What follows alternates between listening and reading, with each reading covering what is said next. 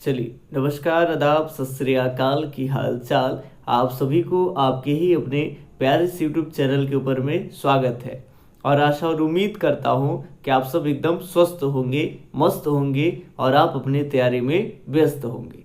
तो चलिए, जिन जिन विद्यार्थियों का सोशियोलॉजी है यानी समाजशास्त्र है और इस बार उनको 12th बोर्ड का एग्जाम देना है, घबराइए मत। हम आपके लिए टॉप 10 ऐसे प्रश्न लेकर के आए हैं, ऐसे प्रश्न जो कि वीवीआई प्रकार के प्रश्न हैं, जो बार बार बोर्ड परीक्षा में पूछे जाते हैं। तो ये रहा आपके सामने समाज शास्त्र का पहला ऐसा टॉप 10 वाला ये पहला वीडियो सीरीज। ऐसे काफी सारे सीरीज हम आपको करा देंगे। आप हमारे सभी सीरीज में केवल अगर बन करके 10-10 मिनट अगर सुन लेंगे 10 से 15 सीरीज में, तो आप अपने आप को पाएंगे कि आपका कॉन्फिडेंस लेवल काफी एकदम बढ़ जाएगा। कई सोशियोलॉजी के आप क्वेश्चन बैंक उठा के देख लीजिए, मॉडल सेट उठा करके फिर देख लेंगे और फिर अजूबा अपने आप में पाएंगे कि इतने प्रश्न हम कैसे सही कर पा रहे हैं। तो चलिए, बिना हम बकवास किए हुए आज के सीरीज का हम पहले प्रश्न को देखें कि आज ये टॉप 10 का जो सीरीज है इसके पहले प्रश्न किस प्रकार के हैं। ये रहा सोशियोलॉजी के आपके सामने पहले प्रश्न, टॉप 10 वाला एकदम वीवीआई टाइप का प्रश्न। ये ध्यान रखेंगे, इस तरह के प्रश्न पे अगर आप अभ्यास करके जाते हैं, इससे बाहर प्रश्न नहीं पूछे जाएंगे सर, नहीं पूछे जाएंगे। चलिए, पहला प्रश्न है कि समाज शास्त्र का जन्म किस देश में हुआ। ऑप्शन 1 आपके सामने है कि इंग्लैंड में हुआ, या फिर अमेरिका में हुआ, भारत में हुआ, या फिर फ्रांस में हुआ। सही जवाब आपको कैसे करने हैं, क्योंकि पहला सीरीज है तो हम आपको बता दें कि जो बच्चे इस बार फर्स्ट टाइम ही आए हैं सोशियोलॉजी को लेकर के हमारे इस चैनल पे, पहले से हैं वो विद्यार्थी जानते हैं। नए विद्यार्थियों के लिए बता रहे हैं कि आपको एक पेज में एक कॉलम खींच देना है और एक तरफ आपको अपना आंसर लिखना है कि फर्स्ट का क्या होगा, सेकंड का क्या होगा, और एक तरफ जो हम आंसर लिखाते हैं कि पहला का ये होगा, बी होगा, सी होगा, ये एक तरफ अपना और एक तरफ मेरा लिखिएगा। अगर पेज नहीं है तब भी घबराना नहीं है, मोबाइल के कमेंट बॉक्स में ही आपको टाइप कर देने हैं आपका अपना आंसर, ठीक है। और आंसर देने के बाद जब टॉप 10 क्वेश्चन कंप्लीट हो जाता है तो लास्ट में आप हमें स्कोर बताइएगा कि सर 10 में से हमारा ईमानदारी से 9 सही है, 8 सही है, 7 सही है, 5 सही है, 10 में 10 सही है, 10 में 10 भी गलत है। ये आपको ईमानदारी से करने हैं। उसी आधार पे हम आपकी तैयारी को देख करके हम आपका साथ देंगे। चलिए, अब यहाँ देख ले, समाजशास्त्र का जन्म किस देश में होता है। देखिए, ध्यान सुनेंगे, यूरोप में एक देश है जिसको कहते हैं फ्रांस। ये ध्यान सुनेंगे, फ्रांस के ही हैं खास कर करके समाजशास्त्र के जो जनक भी कहे जाते हैं, जिनका नाम है ऑगस्ट काम्टे। याद रखेंगे, ऑगस्ट काम्टे, ये याद रखेंगे। ऑगस्ट काम्टे जो है वो फ्रांस में ही जन्म हुए थे। इनके व्यक्तित्व पर फ्रांस की क्रांति का भी काफी असर था, ये याद रखेंगे। इन्होंने 1838 ईस्वी में एक अपना किताब लिखे, उसी में एक शब्द का ये जिक्र भी किए थे जिसको कहे समाजशास्त्र, ठीक है। चैप्टर के अंदर बाखूबी ढंग से पढ़ा रखे हैं। पॉजिटिव फिलोसफी इनके किताब की भी हम चर्चा कर लिए। जो एकदम नए हैं, चाहते हैं कि हम सोशियोलॉजी को चैप्टर वाइज स्टडी कर ले, एक बार जल्दी जल्दी वीडियो लेक्चर मिल जाए और नोट्स मिल जाए और जल्दी जल्दी हम कम समय में अच्छे अध्ययन कर ले, तो घबराने की उसके लिए भी कोई बात नहीं है। आप मेरा एक नंबर नोट्स कर सकते हैं, 8825376551। ये मेरा कॉल नंबर, व्हाट्सएप नंबर, सारा कुछ है, ठीक है। आप इसमें संपर्क कर सकते हैं। मात्र 51 रुपये फोन पे कर करके राशि में आप सोशियोलॉजी के चैप्टर वाइज वीडियो लेक्चर्स और पीडीएफ सारा कुछ आप ले सकते हैं। टेस्ट रूट सब कुछ फ्री रहेगा। एक ही बार पेमेंट करने, 51 रुपये, आपको हमेशा पीडीएफ वगैरह मिलते रहेगा। अब बात को ध्यान से सुनेंगे। ऑगस्ट काम्टे जो है वो 1838 में इस समाजशास्त्र जो ये वर्डिंग देख रहे हैं इसको ये लाए। तो एक तरह से मुख्य रूप से देखें तो बड़ी लंबी चौड़ी बात ना कर करके अगर हम आपको शॉर्ट वे में समझाएं तो समाजशास्त्र का जन्म जो है वो फ्रांस से है। ऑगस्ट काम्टे भी कहाँ के हैं, तो फ्रांस के हैं, ठीक है। चलिए, ध्यान से सुनेंगे। अब हम सेकंड प्रश्नों की बात कर लेंगे। पहला का डी ऑप्शन एकदम राइट है। सेकंड प्रश्नों की अगर बात कर लेंगे तो सेकंड प्रश्न है कि निम्नलिखित में से किसे सोशियोलॉजी शब्दावली का सृजन किया। बताइए, किसने सोशियोलॉजी शब्दावली का सृजन किए हैं। यहाँ पे जल्दी से बताना है आपको कि कौन ऐसे विद्वान है भाई कि जो सोशियोलॉजी शब्द का सृजन किए हैं। याद रखेंगे, स्पेंसर ने, ऑगस्ट काम्टे ने, दुर्खीम ने, या फिर कार्ल मार्क्स ने। तो बिल्कुल सही जवाब हो जाएगा। अभी हम इन्हीं की चर्चा कर रहे थे कि ये अगस्ट काम्टे ने ही पहली बार सोशियोलॉजी शब्द का जो है इस्तेमाल किए। तो ये एकदम सेकंड का यहाँ पे बी ऑप्शन एकदम क्या होगा सर, आपका राइट होगा। ठीक है, अगर थोड़ा फास्ट लगता है तो कोई दिक्कत नहीं, वीडियो रोक को जैसे ही हम क्वेश्चन दे वीडियो आपको रोक लेने हैं, पॉज कर लेने हैं और उसके बाद आप अपना कमेंट बॉक्स में या तो आंसर लिखिए या तो आप पेज में आंसर लिखिए। ठीक है, उसके बाद फिर हमारी बातों को आप लोग सुना कीजिए।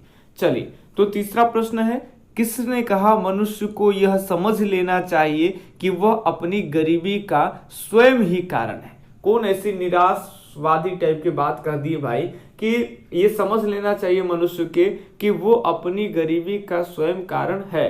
अलग अलग एंगल से देखा जाए, लिखने वाले कुछ ऐसे भी नजरिए से लिखे होंगे ताकि ये मनुष्य को आभास हो सके, मनुष्य मेहनत करे और वो अपनी गरीबी से फाइट करके वो आगे आए। ठीक है, लेकिन ये निराशवादी टाइप के भी सिद्धांत देने वाले कौन आदमी हो सकते हैं?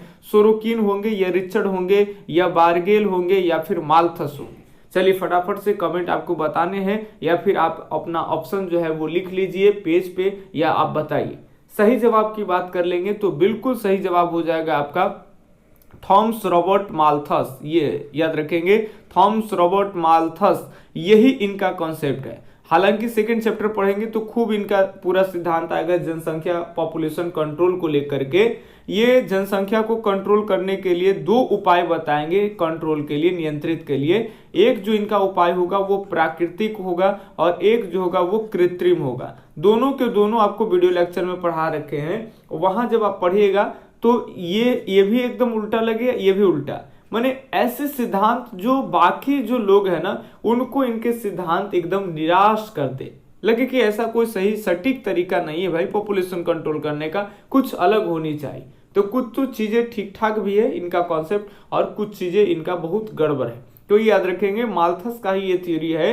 माल्थस ही कहे कि मनुष्य को यह मान लेना चाहिए कि वह अपनी गरीबी का स्वयं ही कारण है। तो इसके अलग अलग आप किस नजरिए से देखते हैं उसके हिसाब से ये पॉजिटिव निगेटिव दोनों में भी जाते हैं। चलिए अलग 4 नंबर प्रश्न की अगर बात कर लेंगे तो हमारा चौथे प्रश्न है, चौथे नंबर प्रश्न कि भारत में निम्नलिखित में से कौन उच्च जन्म दर का जिम्मेदार है।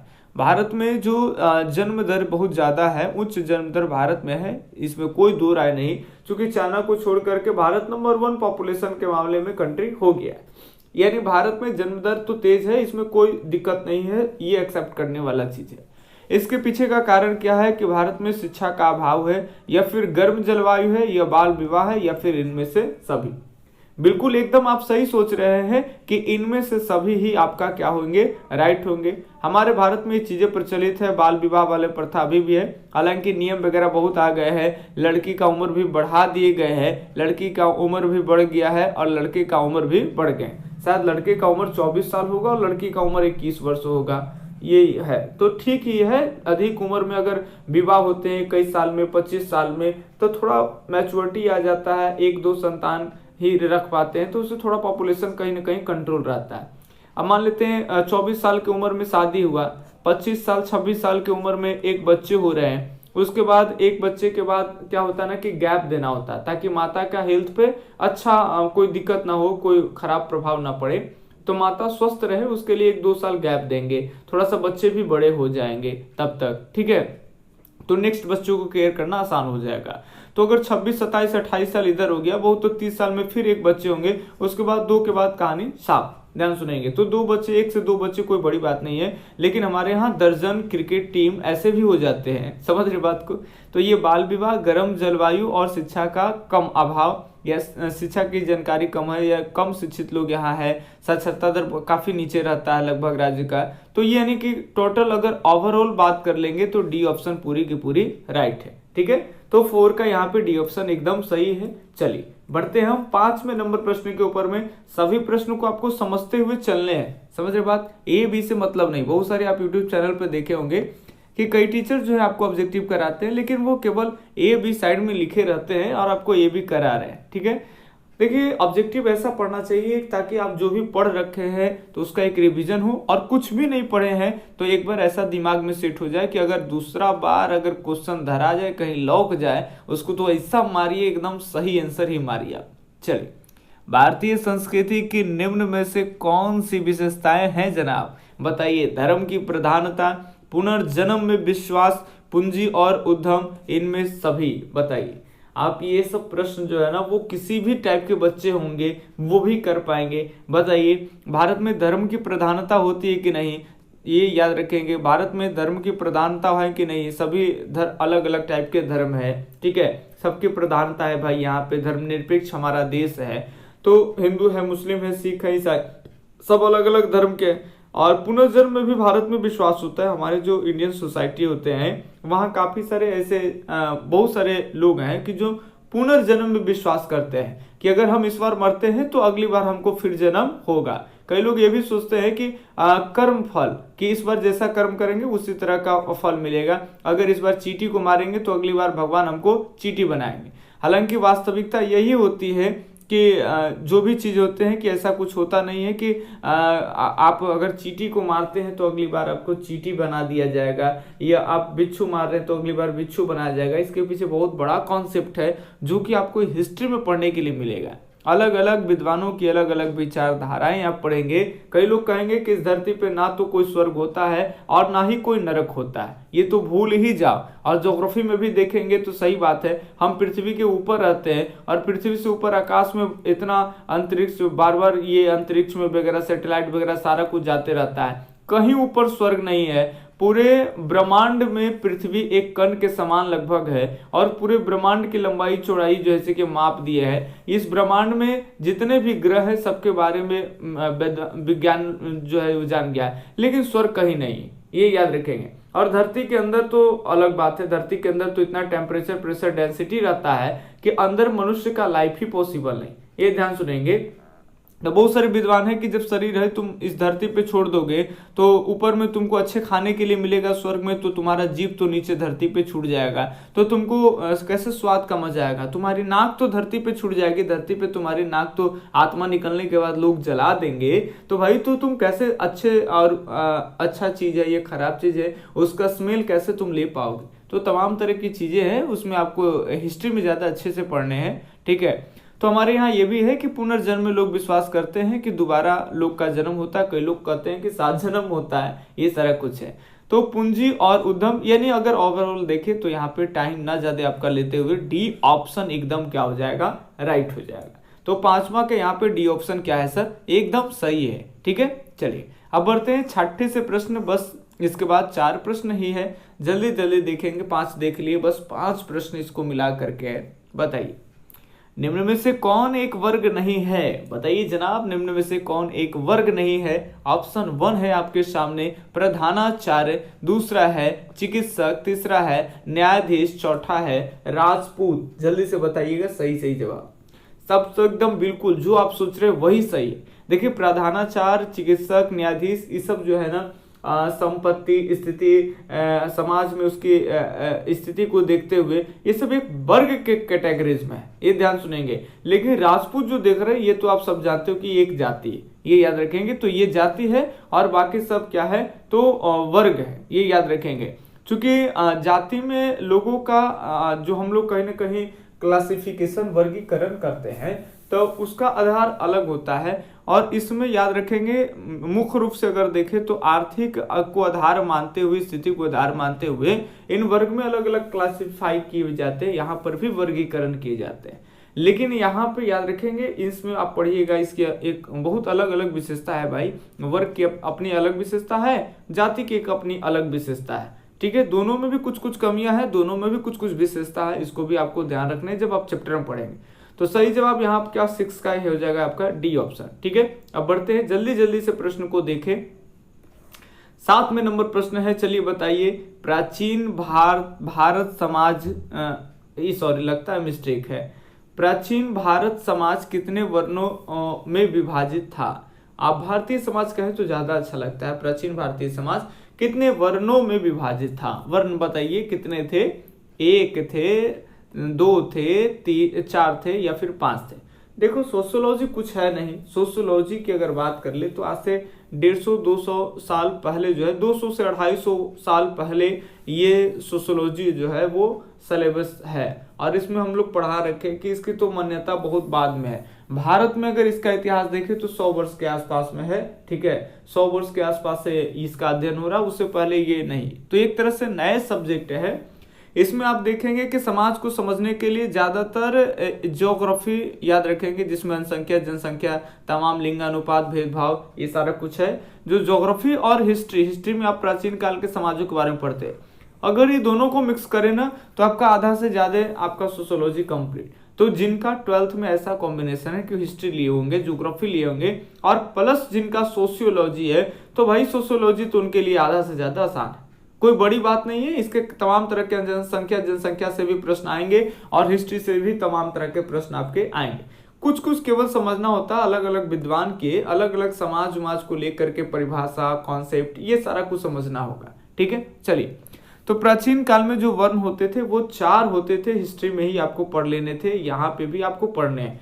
4 कौन कौन वर्ण होते थे आप जानते हो ना, ये याद रखेंगे। सबसे ऊपर में कौन होंगे जी, तो ब्राह्मण जी होंगे, याद रखेंगे, सबसे ऊपर ब्राह्मण। उसके नीचे क्षत्रिय होंगे और क्षत्रिय के नीचे होते हैं आपका वैश्य, और वैश्य के नीचे होते हैं सर शूद्र होते हैं। तो ये 4 वर्ण है, याद रखेंगे। विराट पुरुष वो ब्रह्मा की बातें, वो आपको हिस्ट्री और सोशियोलॉजी दोनों में एक ही बात पढ़ने, तो ये याद रखेंगे।